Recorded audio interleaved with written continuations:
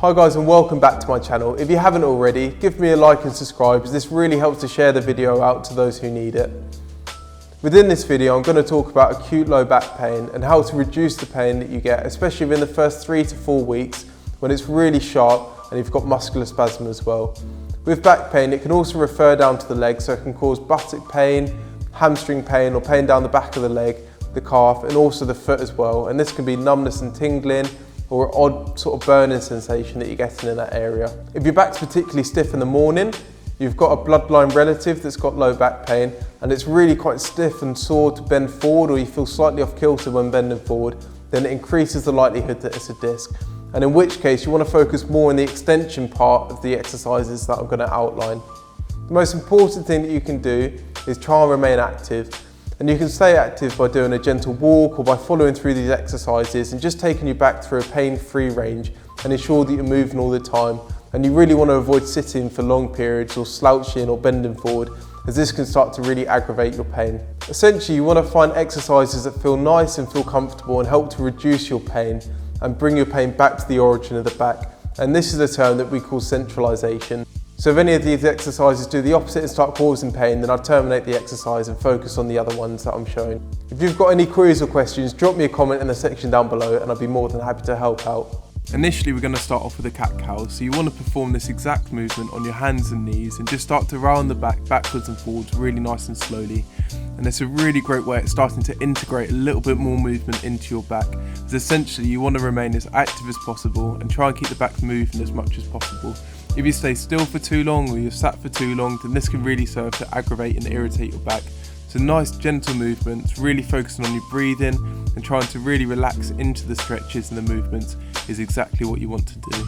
So to start to advance into a stretch, just start to sit your bum back into your heels and really stretch out your arms and start to round your low back ever so slightly. And this is a really great way at starting to introduce a little bit of flexion or back rounding into your routine, especially if you're struggling with bending forwards. Again, it's a really good way at starting to introduce individual movements into your routine without placing too much stress on the back. But you don't want this exercise to be painful or sore, so really be mindful of the amount of pain or discomfort that you've got. And if you find that it is painful, I'd focus on the other exercises and leave this one till a little bit later. So with this exercise, you just want to prop up onto your elbows. And what this does is puts a little bit of extension onto your low back. And you can stay in this position for 15 to 20 minutes. So you can either eat in this position or go on your phone or watch TV. Or you could even go on your phone and subscribe to my channel, which I'd highly recommend. This essentially is really good at helping to alleviate any disc pain. So if you think that your back pain is a result of a disc, so this can really help to reduce any displacement within the disc. In order to advance this, you just want to come up into extension. A large Cochrane review of the McKenzie method was conducted in 2012. And they found that exercises that promote centralisation should be encouraged, and centralisation is essentially a reduction of the symptoms, or where the symptoms are less diffuse and more localised directly to the back as opposed to down the leg or the buttocks. Essentially exercises that help centralisation, iron out any imbalance within the joint and help to correct any internal displacement. Essentially within the diagram you can see exactly what's happening. So as you start to bend forward, then the disc pushes ever so slightly further out, and this can generally tend to cause pain. So within this diagram you can see that as the disc pushes out, it pushes against the nerve root or the free nerve endings and starts to irritate it, and this is generally perceived as pain. So with this exercise you really want to push up and hold it for a few seconds, and you can see that when you're doing so, if there's displacement in the back, then it just really helps to push it back in. So just hold it for a few seconds at the top if it's not painful. So if you find this painful, I'd start off nice and easy and just do the exercise on your elbows and then start to progress onto this as and when it feels right to do so.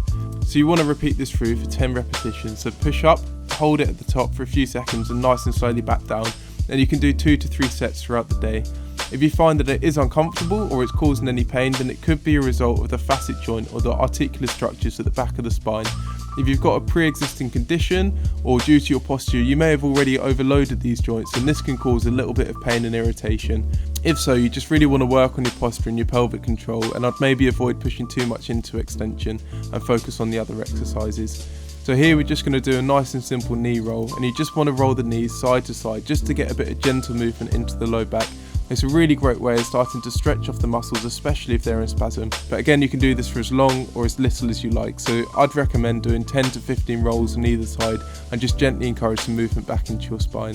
Here I'm just demonstrating a pelvic tilt, and this is a really great way of starting to introduce some movement into your low back and starting to take some pressure off your low back, especially if it is a facet joint injury or an injury in the articular structures at the back of the spine. Here I'm just really tucking my bum under and lifting my pelvis forward. I'd repeat this through for 5 to 10 repetitions. However, if you're struggling to get a feel, I'd do it against the wall, and imagine there's a hand against the small of the back that you're creating space for, and then you're really trying to squash against the wall. And here I'd repeat through as many times as you can in order to get a feel for the movement. And then you can start to integrate it into a whole body movement or a corkscrew. So here I'm lifting everything up and really opening up, and then I'm closing everything down.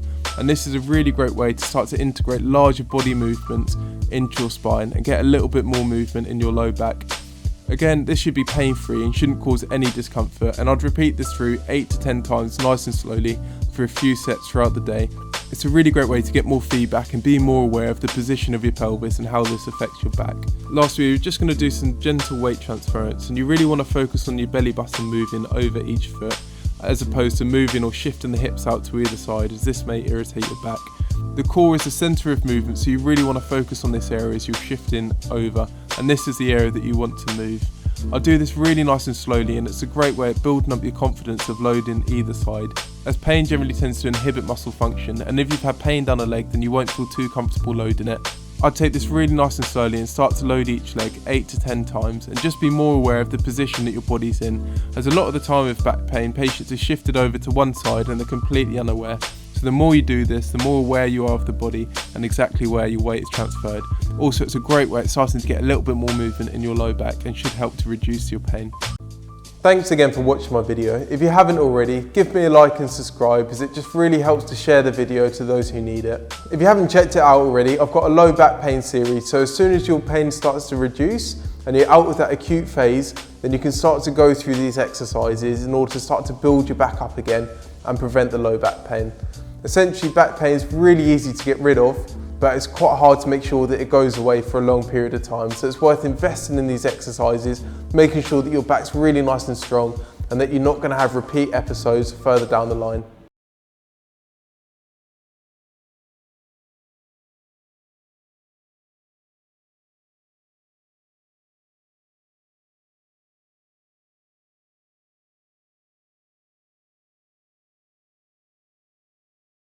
Thanks for taking the time to watch this video. If you haven't already, give me a like and subscribe, as it just helps to share the video. And I hope as a result of this that you've got a better idea of how to alleviate your low back pain or your sciatica, and a few gentle stretches that you can go away with. For a more comprehensive plan or some exercises that will complement this stretching, check out my low back pain series, and I'll catch you there.